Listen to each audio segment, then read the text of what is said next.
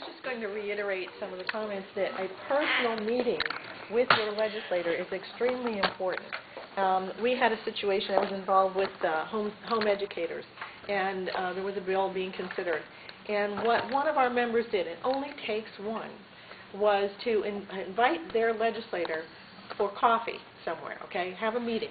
This legislator agreed to come to that person's home, and they had coffee. They spoke for an hour. Then they had another meeting. So like 2 or 3 meetings, this legislator, who was totally in favor of the bill that we did not want, turned 180 degrees around and then not only voted the way we wanted, but got other legislators to join her in voting against the bill. So you can, and I agree with Pam, you can make those appointments. You can, invite them for coffee. You can stop them when you see them, in the grocery store or wherever, and ask for an appointment, and just talk to them one-on-one, because it's very difficult to say no one-on-one, and it's very difficult if you are articulate and reasonable and explain the situation. That many times they don't know the ramifications. They have a lot of bills up there to consider, and they go with their leadership. So definitely make the effort to contact them one-on-one. Thank you. My question is, for Governor Malloy to issue this executive order, what's in it for him? He already got it. Why is he getting Money? He already got it. He got it. You want me to do it? Yeah, you do it. It's real simple. Money from you goes to the union. Money from the union goes to the Union Political Action Committee. The Political Action Committee union uses that money to support Democratic candidates for legislature, foot soldiers for Governor Malloy's re-election. That's all this is. It's no more complicated than that. And if they can take your money and make it work for them politically, they will do it. And that's what they're trying to do, and that's what they will always try and do. Because in the free market of political ideas, they cannot win. I just want to comment here. SEIU is the union. They've told us that we can go to their website and we can look at all the things they plan on doing for us. If you went to that website and you were to look around, you'd be surprised that our governor is there. He has received a lot of money from them, and he's a very big sponsor of them.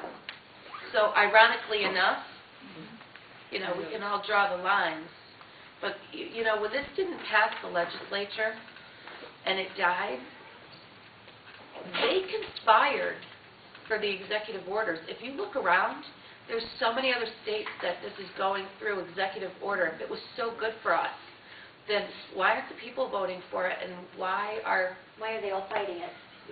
Yeah, we're fighting it, and why are the people in charge, like governors, pushing it through? Why is it even an issue? That's what this is about. That's what this is about. We're gonna.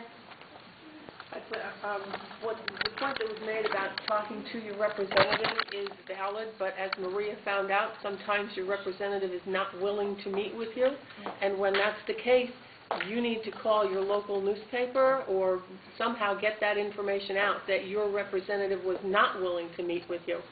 And Representative Adinolfi made the best point I've heard all day. A lot of these people are up for re-election. If you're going to talk to them, what you need to say is you either need to listen to me and do what's correct by the Constitution and get your authority back, or I will vote for or work for anybody else who's opposing you.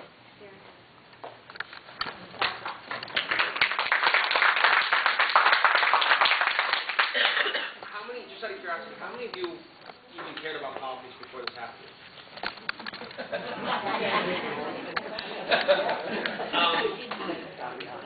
Basically, my name is Jerry Romano. I represent Americans for Prosperity. Basically, what's happening is, and you ask the question of what's in it for you, and I don't understand if you shouldn't have been able to do this. There's an old adage in politics, particularly on one side of the aisle, which is, it's better to ask for forgiveness than permission. So we pass the executive order, unconstitutional or not, and then you guys are now thrown into a union. There's a legal challenge. By the time it all gets worked out, you're stuck. So it's not about doing what's right, it's about what's doing right for him and for them. Now, the difficulty you guys are having is a reality in terms of people, trying to get the press involved, trying to talk to your legislators. The point is that you cannot give up, because there's another phase to this that many of you probably don't know. I actually testified against it. The next step is they're forcing union education in high schools. Yeah. There's actually a bill right now to force union history and the history of collective bargaining, that people have the right to unionize in high schools. Now, think about, many of you are parents, going into a classroom, and the irony was listening to,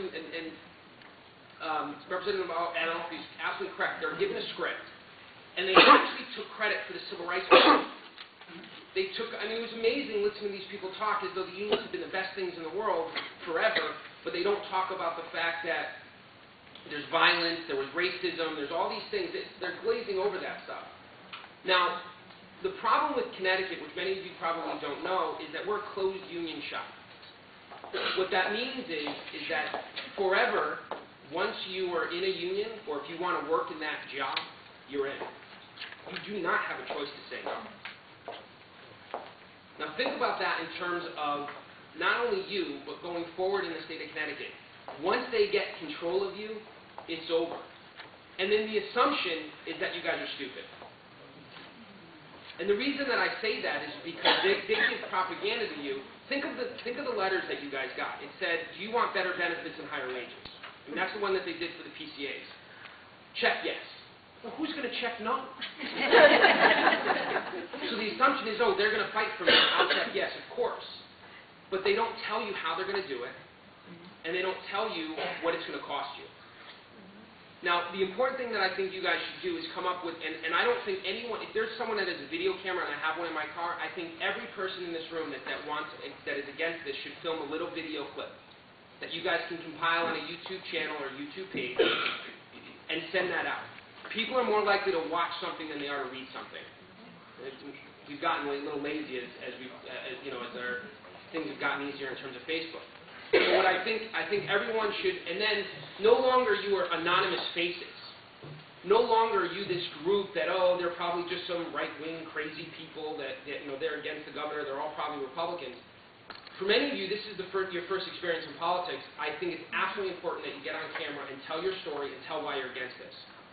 And then that can be used in terms of YouTube channels. You get more views. People can hear your story. And it's an easier way to send things around. Now, I'll end there. I'm going to stick around and talk to you guys later about some of my other ideas. Just so you know, what AFP focuses on, I focus on just really kind of pissing off politicians. That's what my...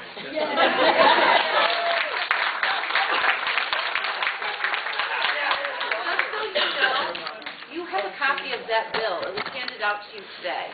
That was one of the bills that I had copied for today's meeting, which he was referring to about learning about unionization in our school.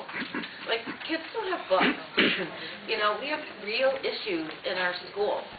And we're going to fund money to teach about unionization when we can't get the bare bones. And that's ironic to me.